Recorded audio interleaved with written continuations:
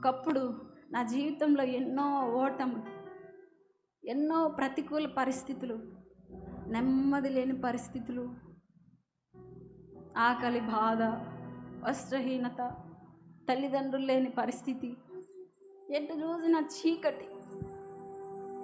ఇంకా నా జీవితంలో వెలుగే లేదేమో, చచ్చిపోతే బాగుండును. అమ్మ నాన్న ఇద్దరు వెళ్ళిపోయారు కదా, నేను కూడా చచ్చిపోతే బాగుండు.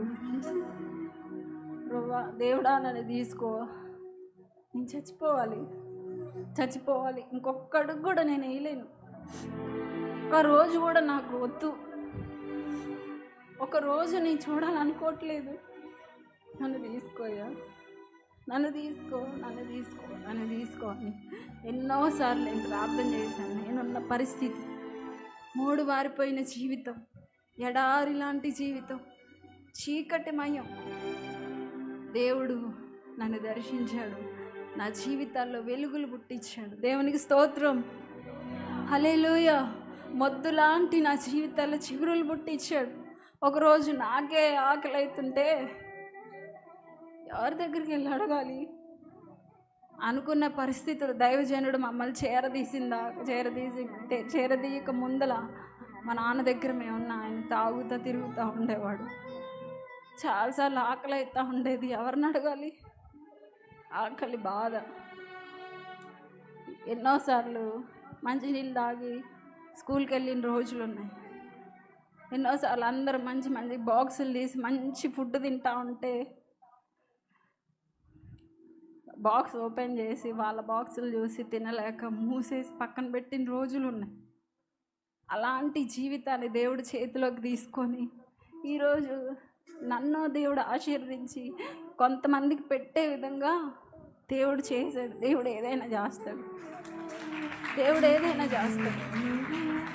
ఒకప్పుడు నేనే ఆదరణ లేని జీవితాన్ని గడుపుతూ ఉంటే ఈరోజు నేను అనేకుల్ని ఆదరపరిచేటట్టుగా దేవుడు చేశాడు.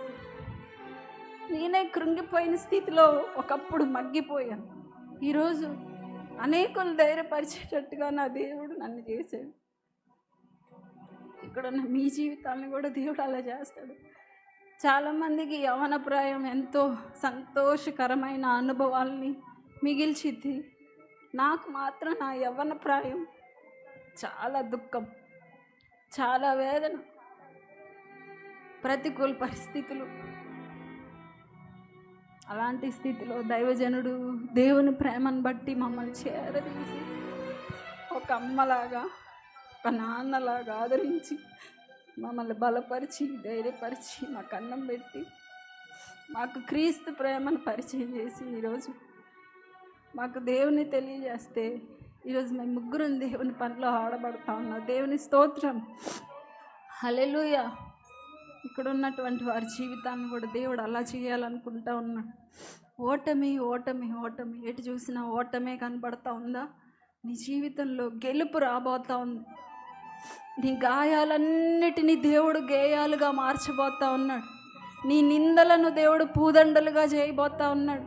మీ అవమానాలని దేవుడు ఘనతలుగా మార్చబోతా ఉన్నాడు. ఈరోజు తునీకరించిన వారే నిన్ను ఘనపరిచే విధంగా నా దేవుడు చేయబోతా ఉన్నాడు. నీకు ఈరోజు ఏ లేమైతే ఉందో ఆ లేమిని దేవుడు సమృద్ధిగా మార్చబోతా ఉన్నాడు. దేవునికి స్తోత్రం, హల్లెలూయా. దేవుడు యేసుక్రీస్తు అందరికీ ప్రభువు.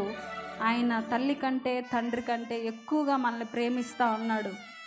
ఇట్లాగే నేను బాధపడతా ఉంటే ఆ సంవత్సరంలో మా నాన్న చనిపోయాడు.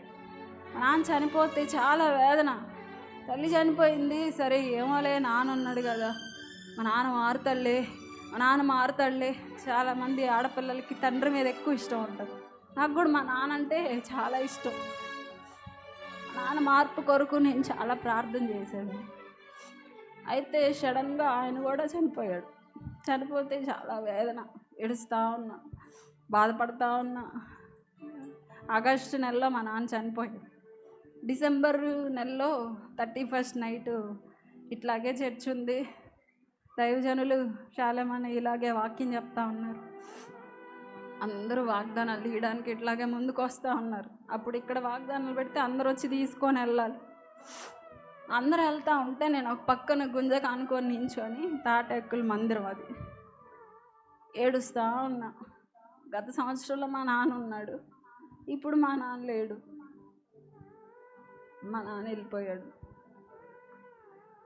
అనాథ అని చెప్పి ఏడుచుకుంటా, చాలా ఏడుపు, అది చెప్పేది కాదు.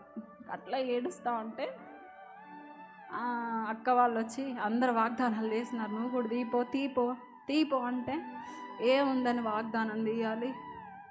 అందరూ సంతోషంగా ఉన్నారు. సంవత్సరం అంతా దేవుడు కాపాడాడు, దేవుడు గొప్ప మేలు చేశాడు.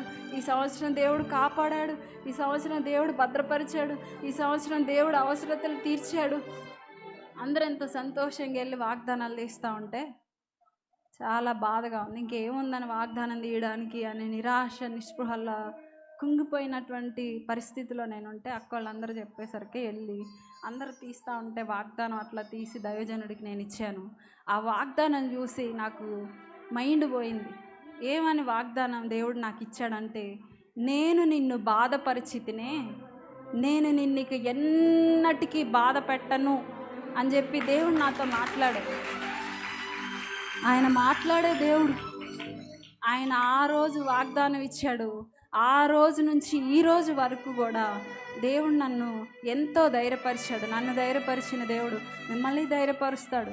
అయితే మీరు ఒకటి చేయాలి, దేవుని కొరకు నిలబడాలి అనేటువంటి తీర్మానం గనక, దేవుని నీతిని రాజ్యాన్ని వెతకాలి అనే తీర్మానం గనక మనం చేయగలిగితే, దేవుడు మనల్ని వెలుగుగా చేసి అనేకుల ఎదుట మనల్ని హెచ్చించాలనుకుంటా ఉన్నాడు.